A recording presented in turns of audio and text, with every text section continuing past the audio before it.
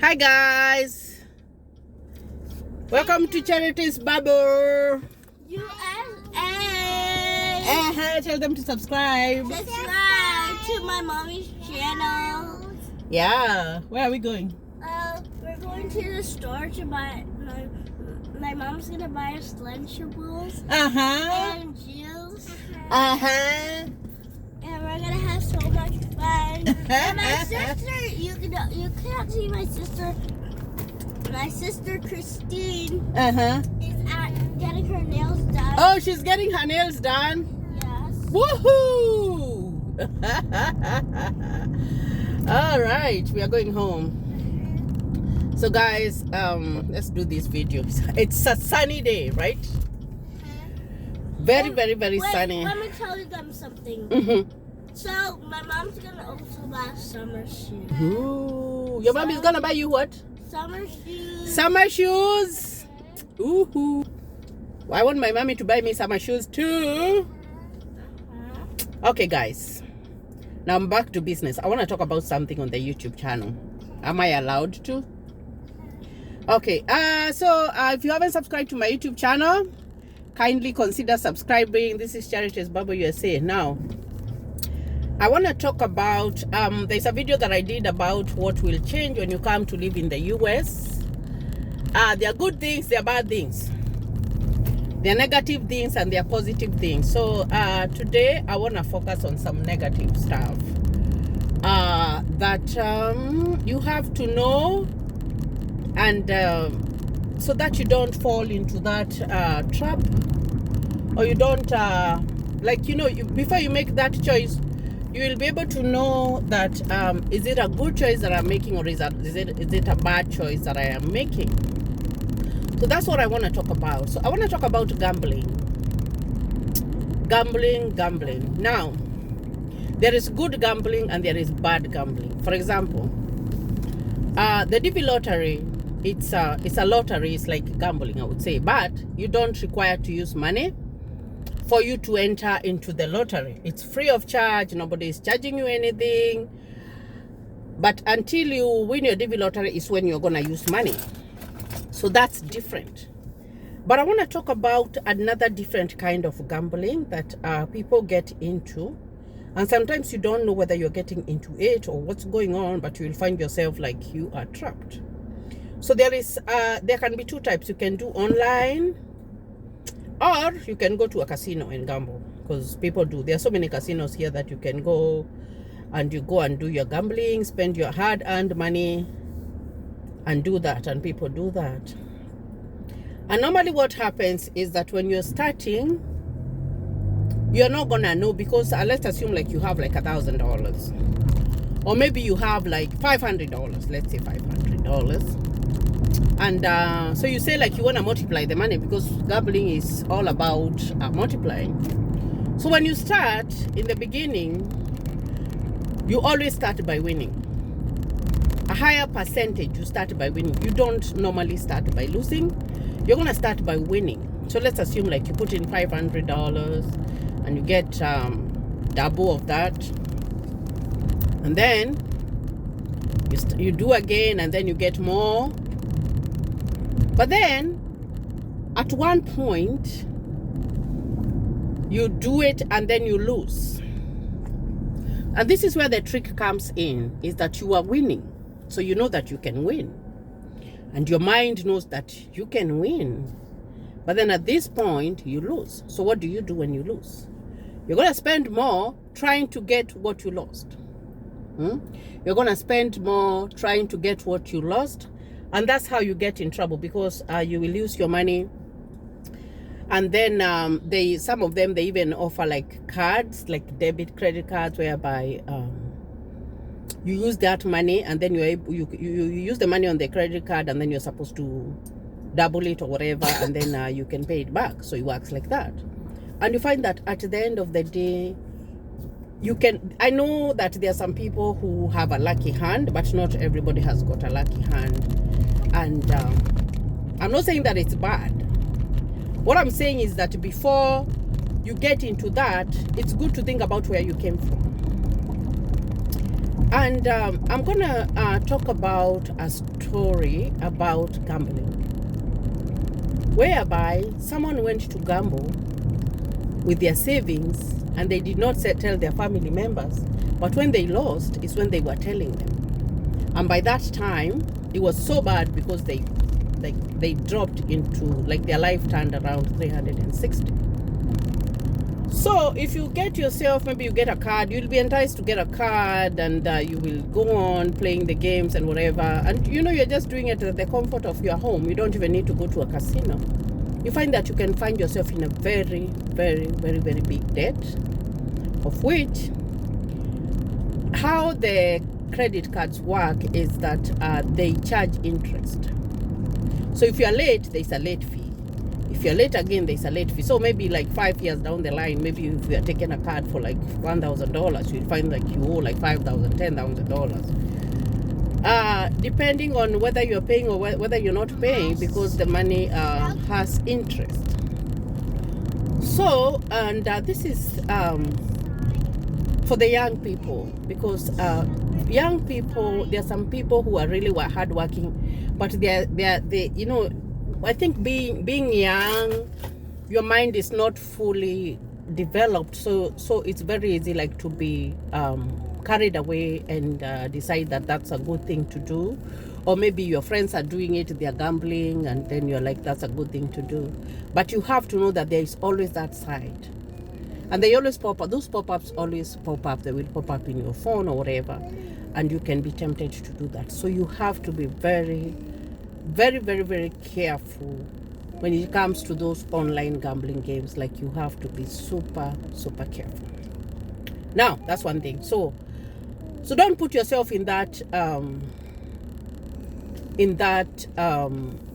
trap, because you find that gambling is like stealing. It's like addiction. It has an addiction level whereby sometimes you will be forced even to take money from other people so that you can have enough for you to gamble. So that thing is very, very, very common over here, and you have to know, especially for the young people, that there is nothing that comes for free. You'd rather go to work and make a little money and make out on that money, just make it work, and go to school and do other good things so that you can be able to help yourself. But don't go the easy way, because the easy way always can cost you something. There's another thing that I want to talk about. I want to talk about influence. And influence, this one is in all ages. You find that when you come here in the US, everybody, even if someone is 50 years old, even if someone is 20 years old, you can see someone who is 50 years old and you think that that person is 30 or 25. Because that's how people look younger than they are. I think because the life is not so harsh. Maybe like, there is not so much stress in your life. So you find that, yes, the years are there, but you still look good. So you find that it depends on what you wanna, like, your principles. That's what I can say, because you find that it's very easy to be pushed into lifestyles that maybe you never thought of. Something like drinking, something like drugs, something like smoking. And I'm not saying that those things are bad, no. But in my own opinion, I think that those are the things that make someone or lead someone to have an addiction on something. And you find that this is not a very conducive environment for socialization. Now, living here is not, because everybody minds their business here in the US. Like, there's no social gatherings everywhere that you're gonna go and do whatever. No, you'll be by yourself. So it's very, very important for you to introduce yourself, or to assimilate yourself with people who have better goals. They have good goals, because you find that something like smoking weed and all that, that's not a big deal. People do it and it's fine with them. But you find that our African culture is a little bit different, and there are some things that are looked down upon. I always refer to this story of this lady who had lived in the US for quite some time. I'm waiting so that I can join the highway. And I saw her story on the internet, and I was very, very sad because she was going to a rehab at that point, and I felt sorry for her because she did not look like she had family members who were supporting her. She did not look like she had friends who were supporting her. Actually, it's other people who were trying to help her out with her addiction and everything. And even the place that she was living in was deplorable. But I listened to her, and she's very intelligent and everything. And she said that she lived, she got immersed into life, and it was too late when she realized that she had failed herself and she was with this addiction that she could not get out of. So those stories are there so that they can educate you on how to live in this first world country, because nobody is going to come and question you unless you go and maybe drink and drive, and then you are caught, then you will be in trouble, or maybe you start fighting people or whatever. Nobody is going to come and tell you to stop what you're doing, you know, because not everybody minds their business around here. But you have to be able to think about where you came from, because Africa, and it's good to be real, Africa is not like here in the US. It's a third world country, and so many hardships. People even who need our help, especially when they look upon us when we come to live here in the US, they want our help, which is something that is understandable, because even you can't compare a dollar with a shilling, but when you remember where you came from, then that can give you some motivation for you to be able to work very, very, very, very hard, and not to lose your life, you know, and not to get into the right company. Especially if you're young, you have no excuse of not going to college. Like, you do not have an excuse of not going to college. You, like, really, you don't. Because when you finish high school, don't get into that habit of, like, I finished high school, I have to move out. No. And that one, it's good to be independent, because most children here, they are brought up being independent. They are shown a lot of independence and everything. But you have still, finishing high school, you are still not fully grown. That is the culture here, that when you are done with high school, you can move out, you can start your life, good. You can do all that. But when you go back to our African culture, it's a little bit different, because kids would finish high school. We value education, even if, like, sometimes we don't have the resources and everything. The African way, that education is like everything. When you come to a first world country, it's a little bit different, because there are so many opportunities. You don't really have to go to school, especially if you have a family or anything. There are so many opportunities that you can that you can make your ends meet. But for a young person, when you finish school, stay at home, avoid those bills, go to college, join the military. Like, I'm very proud of my son, because he's gonna join the military actually he has already joined. He's just waiting to go for his to start going for his assignment. But through the military, if you join the military, if you're young, maybe you don't want to go to college, you go to the military, you do what you need to do, you stay there for 4 years.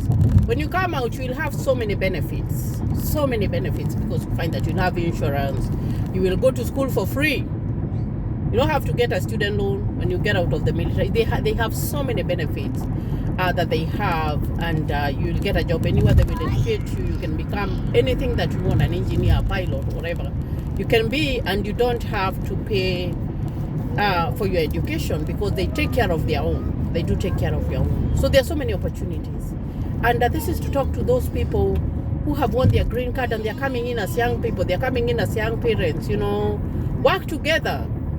You know, one of the things that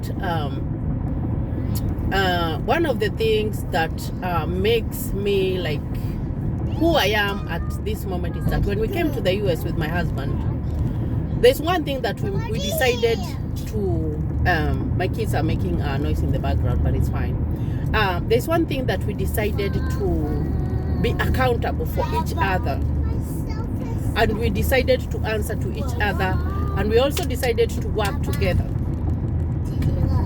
we decided to work together, because here you have to work together because there are so many challenges. It's a first world country. There are women's rights. There is everything, you know. Some values, even some of them really do not support marriage. You know, they just don't support marriage, and you'll feel like maybe your friends. Of course, you're going to meet a very high population of women who are independent, and they are career women, and their values are more different than the African marriage. So you have to weigh your options. That's what you have come to. You have to weigh your options and see, am I gonna make my marriage work and work together and achieve? I'm not saying that when you're single you cannot achieve, but do not make coming to the US a source of you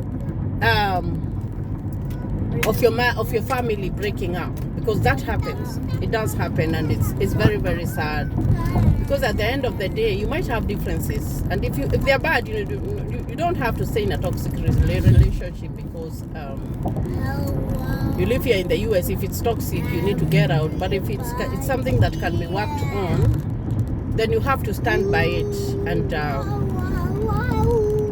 know your options. Do not get immersed into the wind. You know, the wind, when the wind blows, it blows with everything. You have to be able to have your own principles when you come and live here in the US, because there are so many dynamics, and there are so many people that you're gonna meet, and there are so many people who will have you will get into discussions with people whereby they will have different views. Maybe you have planned that I want to go to this church, but then you go to listen to other people, they start talking about, oh, that church is not good or whatever, and then you decide to change your mind based off that discussion that you had people talking, or maybe it's a school that people are talking about, and maybe they are saying that this is a good school, this is a bad school. It's good to listen, but do not change your mind based off what other people are saying. You have to do your research, because some people talk. There's a lot of talk, especially when people gather around. They talk about everything. And some people will talk about something and they have not even attempted it.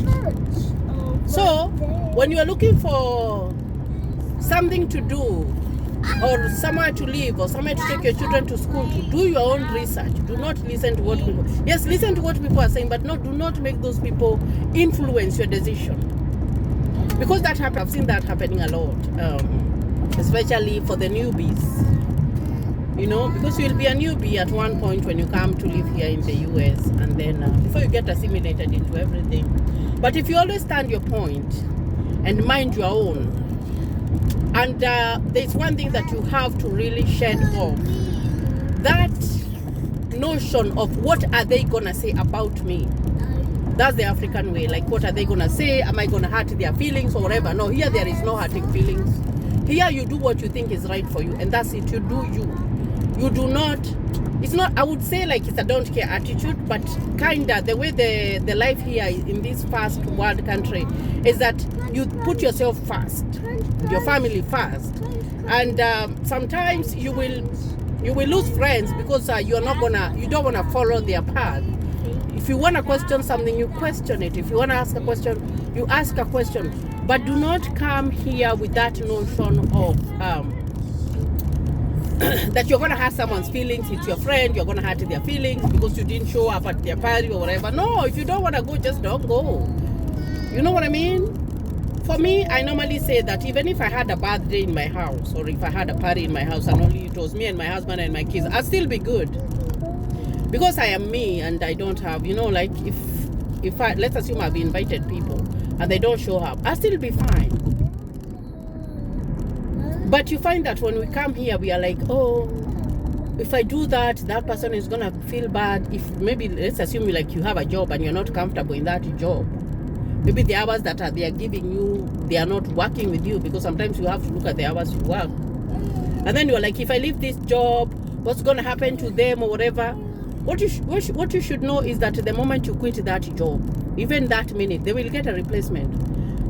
Like that's how it works. They will get a replacement. So you cannot stay in a job or stay in somewhere that you feel like you're not comfortable because you are worried about what's going to happen to you when you leave. No. Because that's how most of the Africans are. You have to get over that. You have to think about yourself. It's a selfish way, guys, but that's the only way to survive. That is the only way for you to survive and to be able to live a good life. Because when you come here, you're looking for success. You don't want to fail. You do fail, because if you fail and you go back home 10 years later, there will be nobody who is going to support you. Yes? So guys, I hope, Oli, let me finish the video, darling. So I hope that this video is going to touch someone. It's just the way of life here in the US. It's a failed and very, very, very different. But yes, my darling. No, we are not going to church. We are going to the bank, darling. Because I have some errands to run. What about food? Oh, food? Ooh, I'm going to feed you guys. What? Ooh, what do you want to eat? Lunchables. Lunchables. Okay, we are going to do Lunchables. Are you sure that you're going to be full when you eat Lunchables? I'll get the one where you gotta make your... I think I might get the pizza one. Where you gotta make your own pizza. Oh, really? Yeah. Okay, guys, I have to end my video here. I'll talk more about life here in the US. I have to go and get something to feed my cows and go and get the other cow. So guys, thank you for always supporting my YouTube channel. I hope that I am talking to someone when I am doing my videos. Even if I change one person's life, that's good. And continue sharing my videos, and don't forget to subscribe to my YouTube channel. Thank you, and God bless you.